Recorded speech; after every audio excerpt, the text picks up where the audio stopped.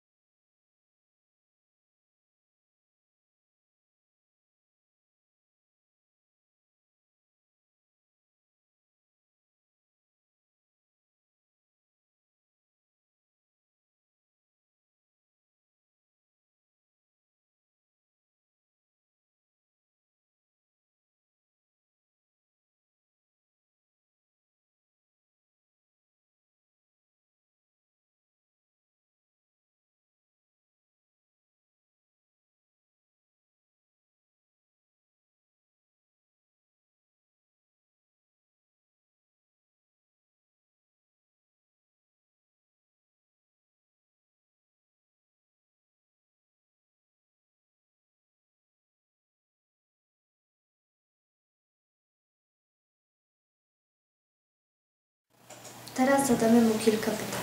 Czy te monety, które przyniosłeś do szkoły, były przez Ciebie zbierane? Tak, te monety były przeze mnie zbierane. Czy długo je kolekcjonujesz? Już od paru lat. W jaki sposób je kolekcjonujesz? Na różnych akcjach kupuję. Mój tata też trochę mi pomaga. Twój najcenniejszy okaz? Mój najcenniejszy okaz to najstarsza moneta pochodząca z 1811 roku. Opowiedz coś o tych monetach. To są na pewno bardzo wartościowe, cenne dla Dlaczego mnie. je zbierasz? Zainteresowało mnie to, jak byłem mały. To Cię zainteresował, jak byłeś mały. Mój tato pokazał mi kiedyś kilka okazów tych monet. Ja się nim bardzo zainteresowałam. Dziedziczę to zainteresowanie o tych monetach.